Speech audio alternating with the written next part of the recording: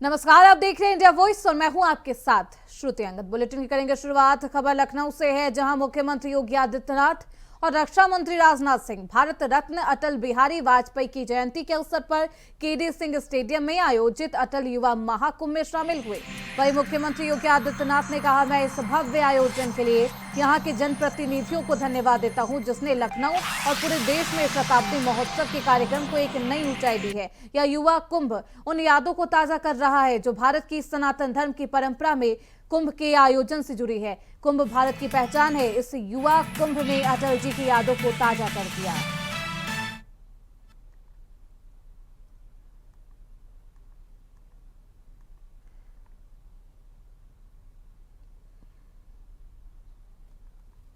आज बच्चों ने जिस तरीके से यह कार्यक्रम प्रस्तुत किया, मुझे ऐसा लग रहा था कि 25 दिसंबर 1924 को भारत के राजनीतिक क्षितिज पर जिस सूर्य का उदय हुआ था, आज भी वह सूर्यास्त नहीं हुआ है, ऐसी अनुभूति मुझे होती है। सम्मानित आचार्यगण और युवा ऊर्जा के सभी मेरे उपस्थित बहन और भाइयों, प्यारे बच्चों, सरदेव अटल जी के जन्म शताब्दी वर्ष का यह भव्य आयोजन सरदेव अटल जी के प्रति प्रदेश और देश के अनुराग और प्रेम को व्यक्त करता है। इस भव्य आयोजन के मुख्य अतिथि के रूप में आज यहाँ पर माननीय रक्षा मंत्री जी का सानिध्य इन सभी बच्चों को प्राप्त हो रहा है। मैं इस अवसर पर उनका हृदय से स्वागत करता हूं, अभिनंदन करता हूं।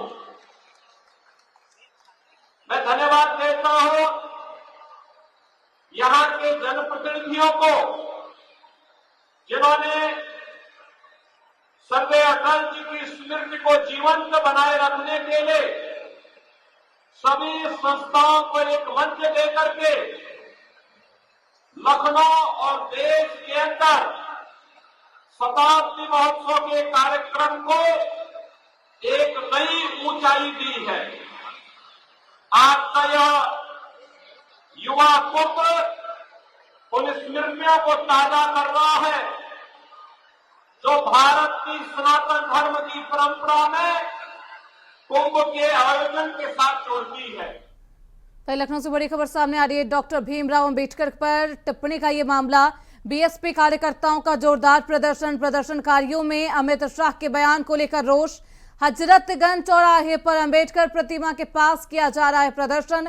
सैकड़ों कार्यकर्ताओं ने की जोरदार नारेबाजी। गृह मंत्री अमित शाह से इस्तीफे की मांग की जा रही है। तो बीएसपी कार्यकर्ताओं का अंबेडकर वाले बयान को लेकर हल्ला बोल है और सड़क पर संघर्ष करती हुई बीएसपी पार्टी नजर आ रही है।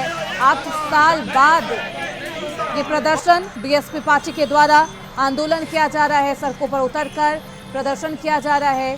2016 में आखिरी बार बीएसपी पार्टी ने इस तरीके से प्रदर्शन किया था और आज 2024 में भीमराव अंबेडकर को लेकर दिए गए बयान पर बीएसपी पार्टी के द्वारा प्रदर्शन किया जा रहा है। गृह मंत्री अमित शाह से इस्तीफे की मांग की जा रही है।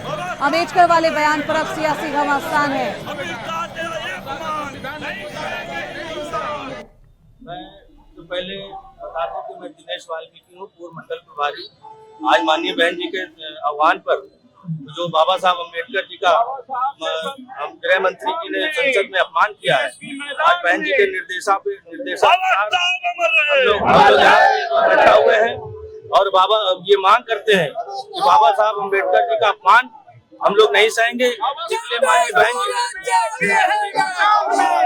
इसलिए माननीय बहन जी के आह्वान पर हम लोग यहाँ इकट्ठा होकर के बहन जी के निर्देशानुसार हम लोग बाबा साहब का जो अपमान किया है अमित शाह ने, उसके लिए हम लोग इकट्ठा हुए हैं और उनसे हम मांग करते हैं अमित शाह गृह मंत्री जी को तत्काल इस्तीफा दे करके बाबा साहब के सम्मान को बचाना चाहिए। तो अंबेडकर वाले बयान पर सियासी संग्राम छिड़ चुका है और ऐसे में लगातार कांग्रेस के द्वारा प्रदर्शन किया जा रहा है। समाजवादी पार्टी इस पर आक्रोशित नजर आ रही है और अब बीएसपी पार्टी के द्वारा भी प्रदर्शन किया जा रहा है। बीएसपी पार्टी का यह हल्ला बोल है। आज राष्ट्रपति के नाम पर ज्ञापन भी सौंपा जाएगा डीएम कार्यालय में। कार्यकर्ता ज्ञापन सौंपने जाएंगे।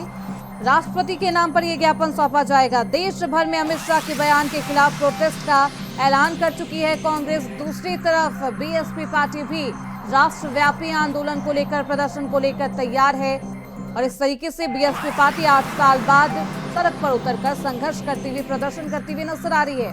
साल 2016 में दयाशंकर सिंह के बयान को लेकर, विवादित बयान पर इस तरीके से प्रदर्शन बसपा के द्वारा किया गया था और एक बार फिर से 8 साल बाद अंबेडकर वाले बयान को लेकर बीएसपी पार्टी मुखर होकर बोलती हुई, अपनी आवाज उठाती हुई नजर आ रही है। जिस तरीके से लोकसभा चुनाव में बीएसपी पार्टी को दलित वोट बैंक ने झिटक दिया था और ऐसे में अब दलितों की आवाज बनकर बीएसपी पार्टी के कार्यकर्ता, नेता इस तरीके से प्रदर्शन करते हुए नजर आ रहे हैं।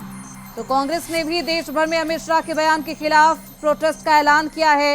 अमित शाह के बयान के खिलाफ लगातार सियासी संग्राम देखने को मिल रहा है। अमित शाह से इस्तीफे की मांग भी की जा रही है। हालांकि इस पूरे बयान पर अमित शाह ने अपनी सफाई भी पेश कर दी थी। उन्होंने साफ तौर पर कहा था कि उनके बयान के साथ छेड़छाड़ की गई है, लेकिन उसके बावजूद लगातार विपक्षी पार्टियों का हल्ला बोल जारी है और इस्तीफे की मांग की जा रही है। बीएसपी पार्टी आज ज्ञापन सौंपेगी राष्ट्रपति के नाम।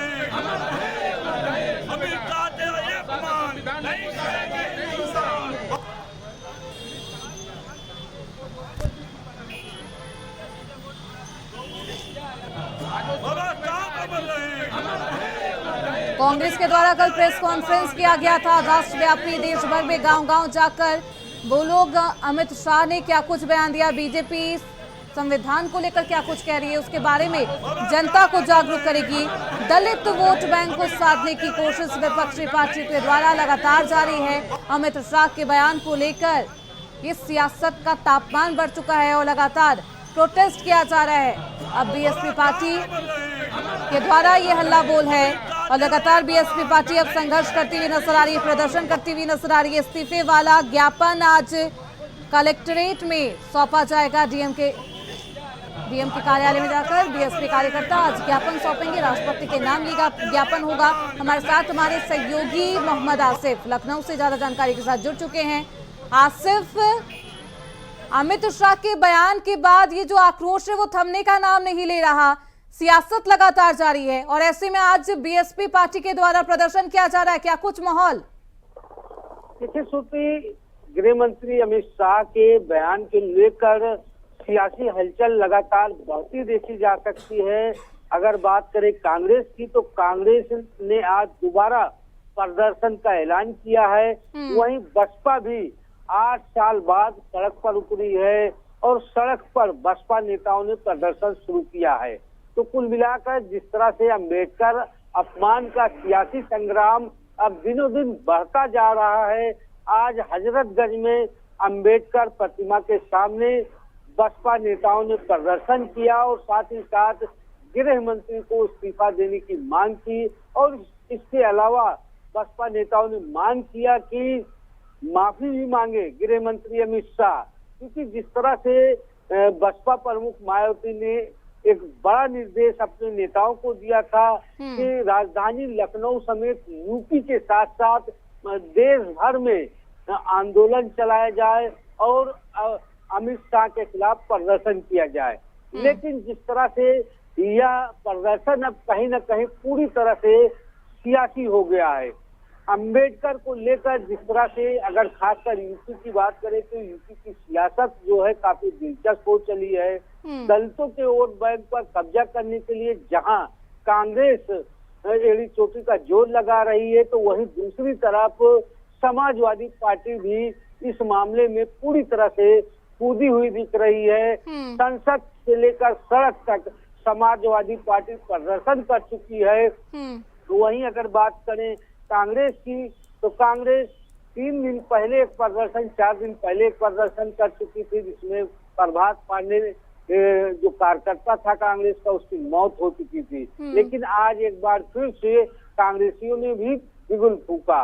और वहीं बसपा जिस तरह से, जिस अंदाज में प्रदर्शन कर या दिखाना चाहती है कि दलित वोट बैंक उनके हैं दलित वोट बैंक कहीं खिसके ना, यह भी टेंशन बसपा चीफ मायावती के सामने है, क्योंकि लोकसभा चुनाव और उपचुनाव में बसपा का काडर और भी इंडिया गठबंधन और बीजेपी की तरफ से चला गया था। तो कुल मिलाकर आसिफ, ऐसे में बसपा के द्वारा हल्ला बोल जारी है, कांग्रेस भी इस पूरे मामले पर बोलने से कतरा नहीं रही। 5-6 दिन से ज्यादा का वक्त हो चला इस बयान को दिए हुए, लेकिन कोई भी पार्टी इस बयान पर बोलने से पहले गुरेज नहीं कर रही। सवाल यही है आसिफ कि बसपा का यह हल्ला बोल क्या दलित वोट को फिर से बसपा के पाले में गिरा पाएगा या फिर नहीं?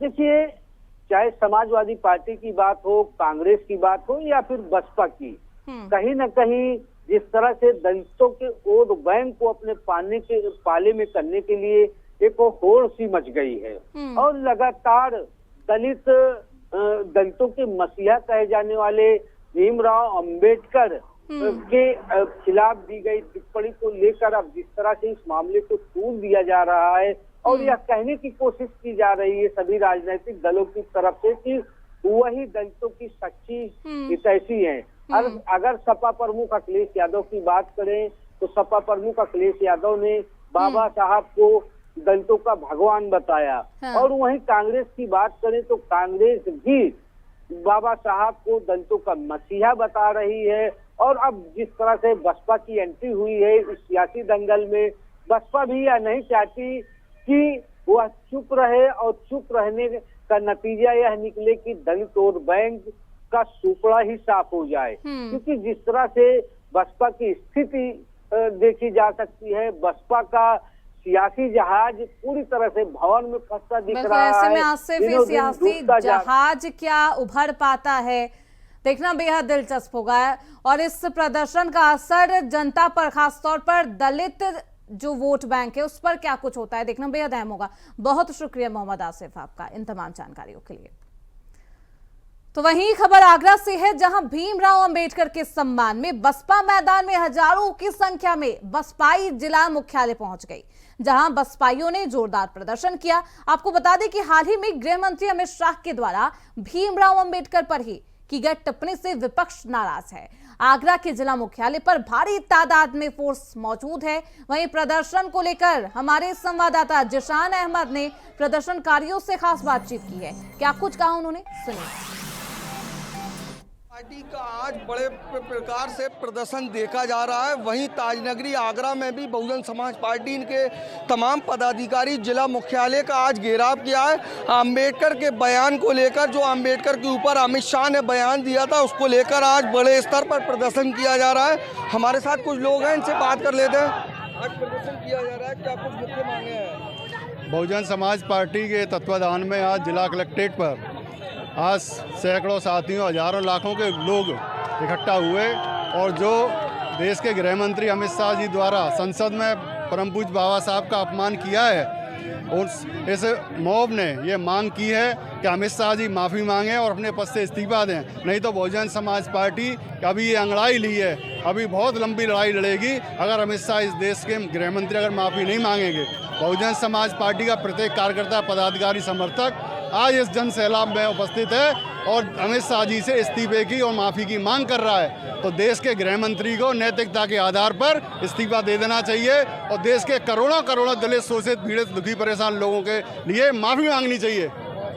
लंबे समय से प्रदर्शन भी चल रहा है, तकरीबन कई दिन हो चुका है, लेकिन अभी तक ऐसी कोई जो मांगे हैं लगातार विपक्ष उठा रहा है, लेकिन अभी ऐसी मांगे पूरी नहीं हो रही हैं। तो आगे क्या रहेगा, रणनीति क्या रहेगी? ये भारतीय जनता पार्टी की, आरएसएस की और भारतीय जनता पार्टी के जिम्मेदार लोगों की हठ धर्मिता है कि वो दलित, शोषित, पीड़ित लोगों का अपमान समय समय पर करते रहते हैं और माफ़ी भी नहीं मांगते हैं। ये अपमान उनको आने वाले चुनाव में बहुत महंगा पड़ेगा। दलित समाज उनको ईंट का जवाब पत्थर से देने का काम करेगा। लगातार पूरा विपक्ष भी इस तरीके की मांग कर रहा है कि अमित शाह माफ़ी मांगे और अपने पद से इस्तीफा दें। कह सकते हैं कि पूरे देश का विपक्ष एकजुट हो चुका है बाबा साहब के लिए। ये संपूर्ण विपक्ष की मांग है, उसमें बहुजन समाज पार्टी अपनी महत्वपूर्ण भूमिका निभा रही है। बहन कुमारी मायावती जी इस देश के कोने कोने के दलित समाज के लोगों से अपील की है कि बाबा साहब के सम्मान में अपने घर मकानों से निकलो और जिला मुख्यालय पर अमित शाह के इस्तीफे की मांग करो और उनसे माफी मांगने की मांग करो। देखिए, बहुजन समाज पार्टी के तमाम यहाँ पर नेता हैं और लगातार ये मांग कर रहे हैं। हमारे साथ बहुजन समाज पार्टी की नेत्री हैं, इनसे बात कर लेते हैं। अमित शाह इस्तीफा दो, इस्तीफा दो। चल रहा है यार बहुजन समाज पार्टी का, क्या कहेंगे? देखिए, जिस तरह से आप सभी जानते हैं कि ये 24 दिसंबर को बहन कुमारी मायावती का आदेश आया है कि हमें 24 दिसंबर को जो अमित शाह ने संसद में जो जिस भाषा का प्रयोग किया है, जो इस देश की हर महिला का भगवान है, इस देश में यदि महिलाओं को किसी ने मुक्ति और अधिकार दिए हैं तो बाबा साहब भीमराव अम्बेडकर ने दिए हैं। चाहे वो किसी भी घर की, किसी भी धर्म की, किसी भी समाज की महिला हो, किसी भी जाति की महिला हो, यदि उसकी मुक्ति का मार्ग किसी ने खोला है तो बाबा साहब भीमराव अम्बेडकर ने खोला है। आगे क्या रणनीति रहेगी? हाँ, अमित शाह जी ने कहा है कि जितना ये अम्बेडकर करते हैं, इतना यदि ईश्वर का नाम लेते तो ये 7 जन्मों तक ये स्वर्ग चले जाते। तो अमित शाह जी, अगर आपको स्वर्ग चाहिए तो जाके मंदिर में बैठो और मंदिर का घंटा बजाइए। देखिए, बहुजन समाज पार्टी के लोगों में काफी आक्रोश है क्योंकि भीमराव अम्बेडकर के ऊपर की गई अमित शाह के द्वारा टिप्पणी को लेकर पूरे देश में विरोध प्रदर्शन हो रहा है और तमाम जो बहुजन समाज पार्टी के नेता आज आगरा का जो जिला मुख्यालय है उसका घेराव किया है। उनकी साफ तौर से मांग है कि गृह मंत्री अमित शाह इस्तीफा दें और देशवासियों से माफी मांगे। अपने सहयोगी उमर के साथ जीशान अहमद, इंडिया वॉइस, आगरा। तो वहीं दिल्ली विधानसभा चुनाव को लेकर कांग्रेस ने कमर कस ली है। 28 सीटों के लिए उम्मीदवारों के नाम तय कर लिए हैं। कांग्रेस सीईसी की बैठक में कुल 35 सीटों पर चर्चा हुई। सूत्रों के मुताबिक सीएम आतिशी के सामने कांग्रेस ने कालका जी सीट से अलका लांबा का नाम तय किया है। कांग्रेस ने सीमापुरी से राजेश लिलोठिया, जंगपुरा से फरहाद सूरी, मटिया महल से आसिम अहमद, बिजवासन से देवेंद्र सहरावत का नाम फाइनल किया है। आसिम अहमद खान और देवेंद्र सहरावत आम आदमी के पूर्व विधायक रह चुके हैं। दोनों नेताओं ने सोमवार को कांग्रेस का दामन थामा था। आसिम अहमद खान को अरविंद केजरीवाल ने भ्रष्टाचार के आरोप में अपनी कैबिनेट से बेदखल किया था। देवेंद्र सहरावत पहले बीजेपी और फिर शिवसेना में रह चुके हैं। 28 सीटों के लिए उम्मीदवारों के नाम तय किए जा चुके हैं। कांग्रेस ने बैठक में इन नामों पर मुहर लगाई है। तो कालका जी सीट से भी नाम फाइनल किए जा चुके हैं कांग्रेस की तरफ से। कुल 28 नामों पर मुहर लगाई गई है। अलका लांबा आतिशी के सामने इस बार चुनावी हुंकार भरती हुई नजर आएगी। कांग्रेस ने सीमापुरी से राजेश लिलोठिया, जगपुरा से फरहाद सूरी, मटिया महल से आसिम अहमद, बिजवान से देवेंद्र सहरावत का नाम फाइनल किया है। तो विधानसभा चुनाव से पहले सियासत तेज है और लगातार नामों पर मंथन किया जा रहा है। तो वही खबरों बढ़ते आगे, दिल्ली से बड़ी खबर सामने आ रही है। अरविंद केजरीवाल के आवास पर महत्वपूर्ण बैठक। आज 3 बजे अरविंद केजरीवाल के आवास पर यह बैठक की जाएगी। बैठक में पंजाब चुनाव की समीक्षा की जाएगी। दिल्ली चुनाव की तैयारी पर भी बैठक है। दिल्ली की सीटों को लेकर बैठक में चर्चा की जाएगी। 28 सीटों पर हुई है चर्चा, 7 सीटों पर चर्चा बाकी है। केजरीवाल के आवास पर बुलाए गए हैं पंजाब के तमाम विधायक। बैठक में पंजाब चुनाव की समीक्षा की जाएगी और आने वाले विधानसभा चुनाव को लेकर भी केजरीवाल की पार्टी अपनी रणनीति तय कर सकती है। बाकी के नामों पर भी चर्चा की जाएगी। तो केजरीवाल के आवास पर महत्वपूर्ण बैठक है। आज 3 बजे अरविंद केजरीवाल के आवास पर इस बैठक का आयोजन किया गया है। बैठक में पंजाब चुनाव की समीक्षा की जाएगी। दिल्ली चुनाव की तैयारी पर बैठक की जाएगी। दिल्ली की सीटों को लेकर बैठक में चर्चा होनी है। 28 सीटों पर हुई है चर्चा, 7 सीटों पर चर्चा बाकी है। उम्मीदवारों के नाम भी तय किए जाएंगे। केजरीवाल के आवास पर पंजाब के तमाम विधायक बुलाए गए हैं।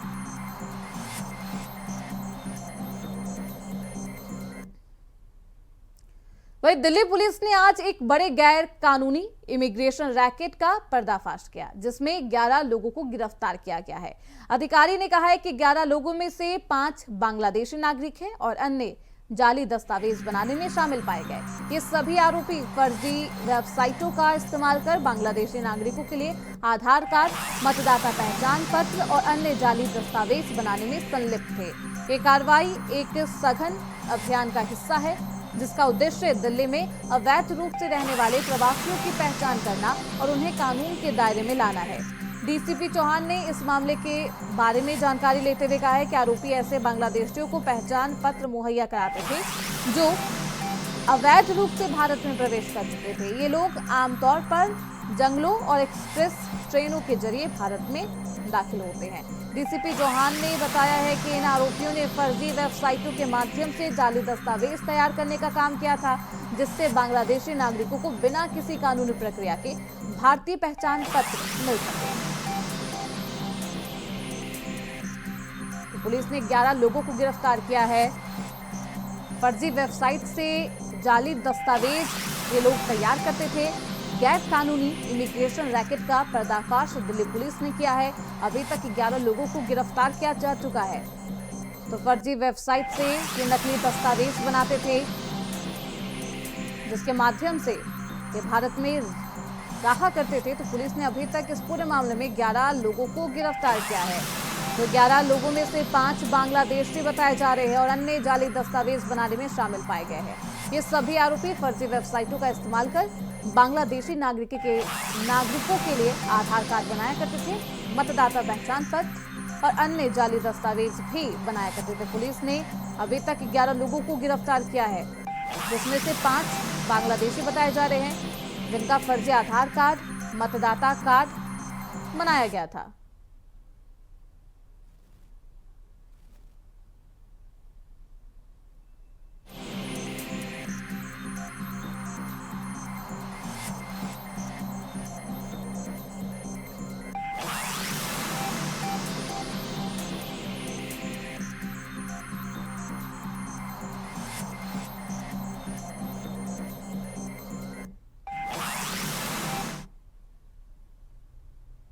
वही खबर महाराजगंज से है, जहां अर्धनग्न कर युवक को मारने का वीडियो सोशल मीडिया पर तेजी से वायरल है।